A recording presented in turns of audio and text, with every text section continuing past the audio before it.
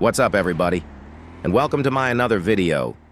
Some time has passed and few things have changed since my last yapping video, so I decided to do another one. This video will be based on my personal experience and also on the things that you have guys written me into the comments.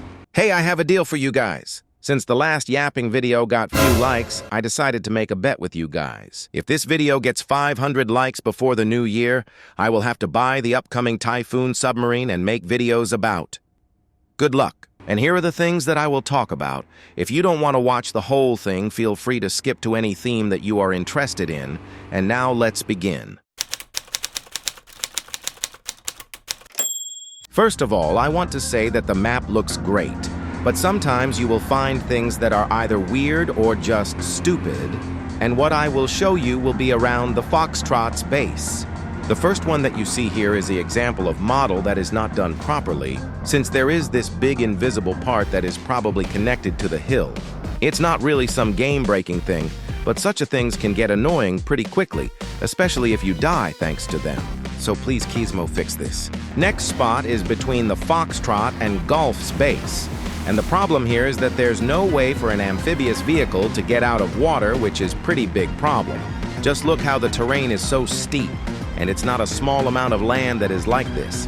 It's so steep even in the Golf's base, which makes no sense since every other base does not have this problem. So again, Gizmo, please fix the terrain near the Golf's base. And now let's talk about the Bug Tycoon problem. As we all know, War Tycoon tends to be pretty buggy, which is turned down for a lot of people. And some of you might wonder, why is War Tycoon so buggy? Well, I can't speak for the Gizmo tech, but I think that the game has spaghetti code. And if you don't know what that is, here's a definition. But in nutshell, it means that the code became so complex that there are not clear instructions that the code should follow, which can result in weird things. You might ask, Newt, why do you think that Gizmo Tech has messy code? Well, I don't have rock-solid proof, but every time there's a new update, there are new bugs that came out of nowhere on things that used to work without a problem before the update. So that's why I believe that Gizmo Tech has spaghetti code problems. And since the Bug Tycoon is really big issue, I would recommend to Gizmo Tech to start rewriting and optimizing the code. If I am correct with the spaghetti problem, either way, they should make the bug fixes and bug preventions a high priority thing, because the game and the player base needs it fixed ASAP, and hopefully there will be day where the Bug Tycoon will be just an old meme. As a lot of other games, War Tycoon has balancing problems as well. And from what I have heard, this is the biggest problem of the game. But before I continue, I have to give a Gizmo Tech huge thumbs up, since in the last 3 months they have been doing ton of balance changes and they have done a great job with them. But there's still a lot more things to balance. And these balance states vary on each vehicle. I will not cover all the vehicles, but I will mention some of the most needed. Some of those that need a little more love. And I will also talk about the forgotten ones. It's no surprise that the mythic vehicles are strong, or most of them are. These vehicles have a big price tag, so they should match that price tag with power, and they are somewhat balanced. But for me, there's a one that exceeds the balance state, and that's the Apache Longbow. It has very strong firepower, both against air and especially against ground. But that's where I see a problem. The Longbow has very strong firepower, and it also has an insane range, plus a ground radar. I don't think it is a good idea to touch the armament, because that's one of the main selling points. But I would touch the range of the missiles and the range of the radar as well, because the Apache Longbow has on the anti-ground missiles a 3,000 studs lock-on range, which is just unfair. And the air missiles have a 2,200 studs lock-on range, which is a lot for helicopter, but I think it's at the perfect spot. Some people will say that the Longbow is a long-range helicopter and that it should have a lot of range as in real life, and to that, I have a great answer. The Hellfire missiles, which are the ground missiles for the Longbow, have range of 8 kilometers in real life, which is something, but what about the destroyers, like the Zumwalt?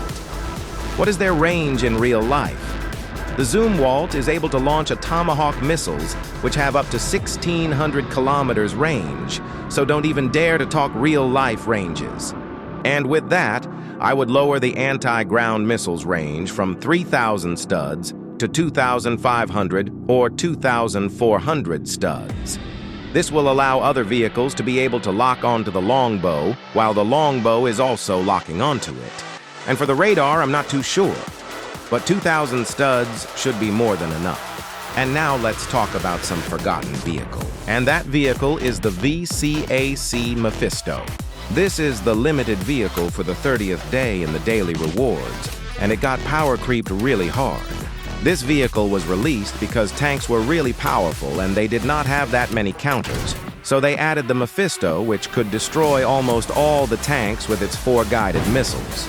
But then the APS update came, and this vehicle became dead overnight. And now the Mephisto has nothing worth going for it.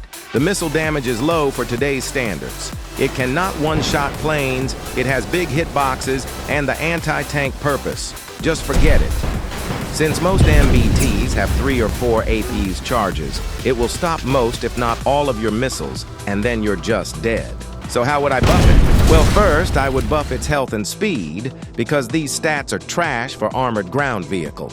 The health should increase to 1,000 to make it more usable, but to keep it as glass cannon.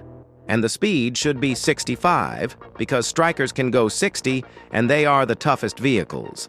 And it should also have some spawn cost, but nothing too crazy, like 3 or 4 parts would do fine. Next, it would be nice if the damage of the missiles would be increased to the point where you could one-shot planes as other guided missiles. Next change should be the addition of lock-on to ground vehicles, like on the M3 Bradley and Weasel Tull. Also, the missiles are unbelievably slow, so increase in the speed would be welcome. Someone might not agree with this, but I think that the Mephisto's missiles should not be able to get intercepted by APS, since the vehicle was created for anti-tank purposes, and it is its only weapon. Next little buff should be done to the Lazar 3 APC, and this buff would be the addition of a smoke. I don't even know why this thing does not already have it when every other armored vehicle has it, and for me, that's all that this thing needs. Next vehicle that I have chosen is the PL-1 tank. The PL-1 tank in War Tycoon is fast tank with high damage cannon, but it has very low amount of durability for its size, and in real life, this thing should have been stealth tank that is almost invisible to radars, infrared lights, and thermal vision. So my idea is to either add the stealth mode onto this tank or add the jammer feature that is found on the EA-18. But as on the EA-18, the PL-1 should keep its APS charges even when it would have one of these features. With one of these features, the PL-1 would be a pretty good choice, and it would have something that would make it different from the other tanks. And for my last vehicle, I have something surprising for some, a mythic vehicle, and I think you can guess what it is. It is the TOS-1, Buratino. The Buratino is an artillery rocket system with few rockets and no other weapon. One problem is that the Buratino cannot one-shot aircrafts with its guided missiles. And the funny thing is that at the release date, this thing could one-shot aircrafts, but it was missing like half of its features. And after Gizmotech added the missing features, they have half the damage against aircrafts, for some unknown reason. And also, the 2 key missiles are pretty trash, because they have kinda low damage, and especially low against aircrafts. They have even slower travel speed. Then the indirect aka artillery rockets, and the launch speed is almost the same as on the indirect rockets. And both of these missile flaws leave the Buratino in kinda weak state. And here's how I would fix it. First, the guided missiles need to one-shot aircrafts, since all the guided missiles can. And it is also your only air defense right now.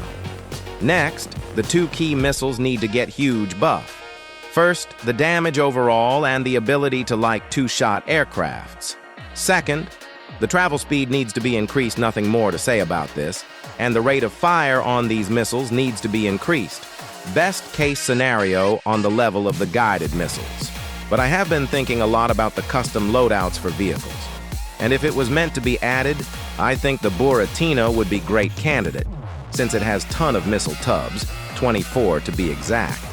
It would be cool to have the ability to choose your loadout depending on the situation and your preference.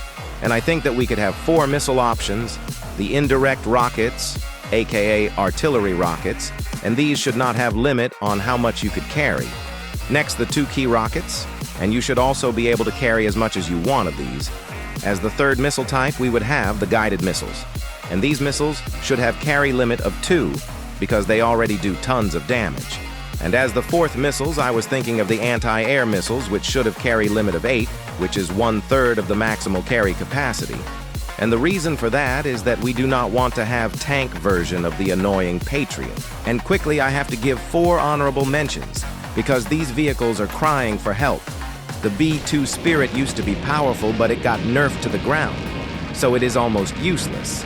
Same goes for the B-29 Super Fortress, because the bomb damage and blast range is just too small, because you can't even properly see where you're dropping the bombs. Adding bomb bay camera would help a lot, don't you think? Next, I have the Y. This thing is so underpowered and without flares, which makes me almost feel bad for killing one. And finally, the worst of the worst, the Black Hawk helicopter. This helicopter needs to get reworked since in real life it can actually carry a ton of different weapons, and this would give it a reason to be played.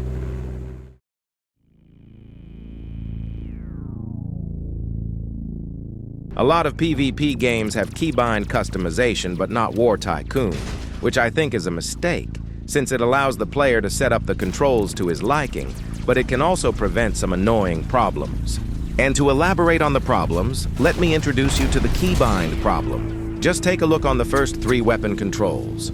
These weapons should be controlled by the 1 key, 2 key, and the 3 key, and not by plus, R and S. Some of you might have encountered this problem with same or other symbols depending on your keyboard. And for those who don't know how this works, let me show you.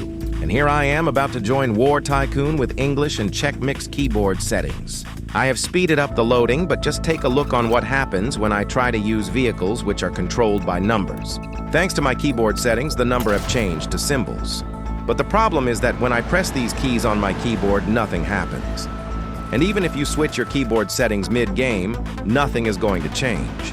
Your only way to fix this is by rejoining the game with English-only settings. And when you join the game, your controls will work again, and you can switch to other keyboard settings. So with this problem, I think that it is a good idea to add keybind settings or find a way to fix this obnoxious problem. And the second part of this chapter, I want to talk about the non-PC experience like on mobile, consoles, and etc. From what I have heard and saw, these controls are insane. On mobile, you have buttons everywhere. Driving and shooting at the same time is basically impossible. On consoles, artillery apparently doesn't even work. And if we would dig even deeper, we would find way more things. And the only thing I want to say is that we should not forget the mobile and console players. So please make some adjustments for them.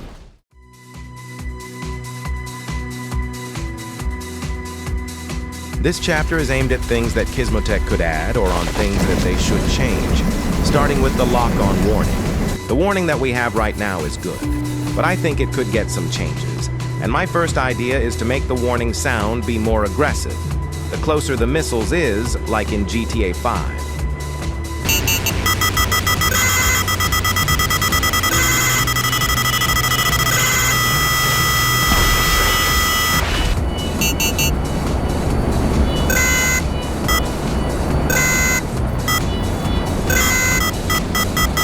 I like the progressively louder warning a lot, but we could also have something similar to War Thunder, where the missile that is chasing you is highlighted and you can see it from far away.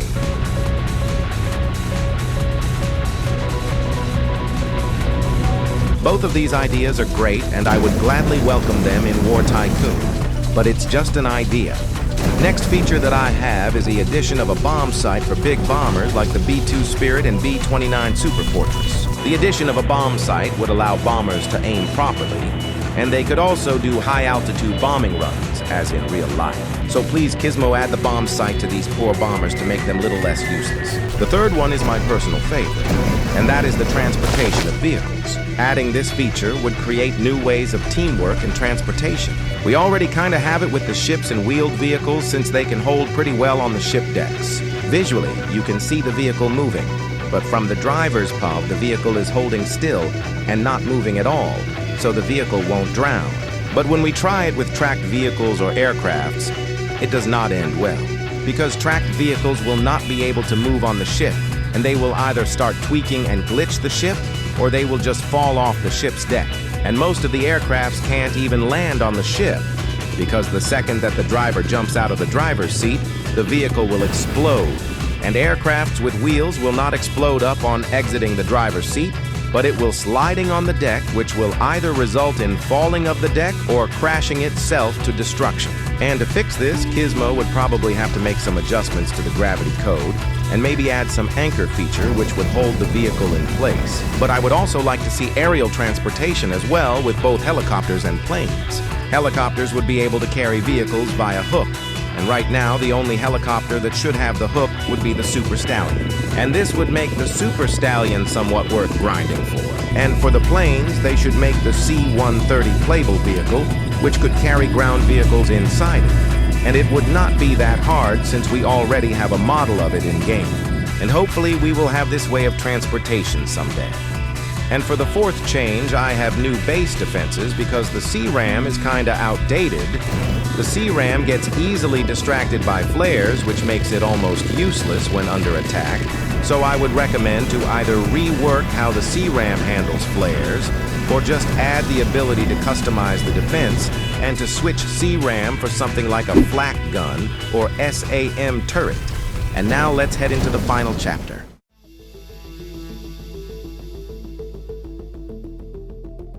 I like the idea of upgrades for vehicles a lot, but I don't like the way that Gizmo has chose. Upgrading a vehicle by 30% in every aspect is just lame way of upgrades in my opinion, and that's why I came up with Rework.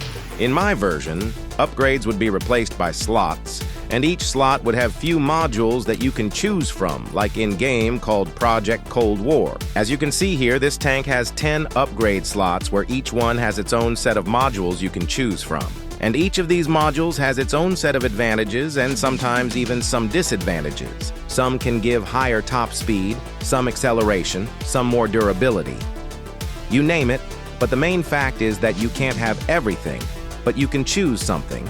And with this, you can upgrade the vehicle the way you want to fit your playstyle. Or second concept, in which you would have, for example, limit of 100 upgrade points and 10 modules. Each module would have its upgrade point price depending on the impact that the module would have. So you could have modules that boosts the acceleration by 5% for 5 upgrade points, and next module could boost the durability by 25%.